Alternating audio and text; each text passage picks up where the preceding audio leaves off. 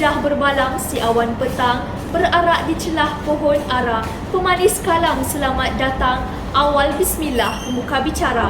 Assalamualaikum warahmatullahi wabarakatuh dan selamat sejahtera saya ucapkan.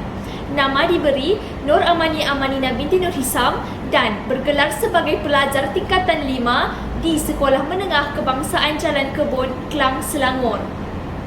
Baru-baru ini, saya diberikan amanah dalam penglibatan bahasa Melayu di sekolah saya. Impian yang ingin diraih dan dikecapi ialah menjadi seorang doktor yang berwawasan. 5. Buku terbaik yang menjadi pilihan hati saya ialah Return to the Secret Garden karya Holly Webb, Cengkawan Hasrat karya Rahman Syahari, Stop Talking and Start Hijrah karya Mahat Rashid, Falsafah Hidup karya Hamka serta karya Agung Hikayat Hang Tuah karya Kasim Ahmad. Pada hari ini, saya akan meresensi sebuah buku yang berjudul Falsafah Hidup karya Profesor Dr. Hamka ataupun dikenali sebagai Hamka, seorang insan yang tidak asing lagi terutamanya dalam kalangan cendekiawan. Beliau merupakan seorang penulis dan seorang ulama tersohor di Indonesia.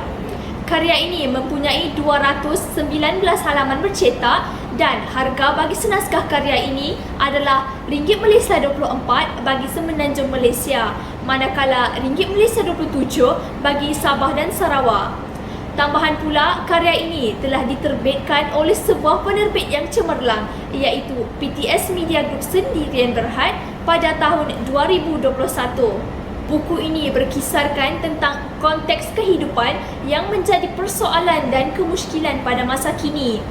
Kebanyakan individu masa kini menjalani kehidupan mereka tanpa ada sebarang preskripsi dan karya ini merupakan satu medium yang sesuai bagi menjadikan dan membina kehidupan yang harmoni dan berlandaskan syiar Islam.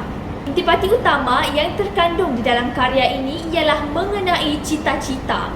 Cita-citalah yang menjadikan seseorang manusia itu berjuang untuk mencapai kesempurnaan. Manusia tidak hanya mahu mencukupkan apa yang mereka ada sekarang sahaja. Ia bercita-cita ingin mencapai sesuatu yang lebih tinggi. Buku ini merupakan salah satu buku kegemaran saya. Hal ini dikatakan demikian kerana konteks pengisian di dalam karya ini majoritinya berkait rapat dengan diri saya sebagai seorang murid tingkatan 5 yang bakal menghadapi SPM kelak. Kesibukan dan kelonggaran masa yang terhad menjadikan kehidupan seharian saya tidak tersusun seperti yang dirancang. Tambahan pula, perkara ini turut dibebani dengan kelas tambahan, kerja kursus dan sebagainya. Dengan kehadiran karya Profesor Dr. Hamka ini, dapatlah saya menyusun dan meneliti semula semua masalah yang saya hadapi dan menjadikan buku ini sebagai rujukan dalam menyeimbangkan kehidupan seharian yang komprehensif.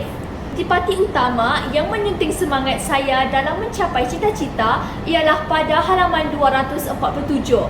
Nyatalah doktor telah melakukan sesuatu yang sangat berani, iaitu menjadikan dirinya sebagai taruhan. Kalau seseorang itu mati, kematiannya bukan lantaran untuk membela dirinya sendiri, tetapi lantaran untuk membela kemanusiaan. Antara pengajaran yang mencuit hati saya di dalam karya ini ialah: yang pertama, janganlah kita takut untuk menghadapi kegagalan, kerana orang yang tidak pernah gagal hanyalah orang yang tidak pernah melangkah.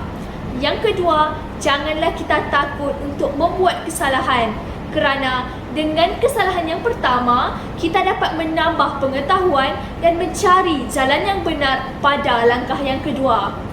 Pada pandangan saya, buku ini amat sesuai dibaca, terutamanya kepada golongan dan kepada individu yang ingin berputus asa.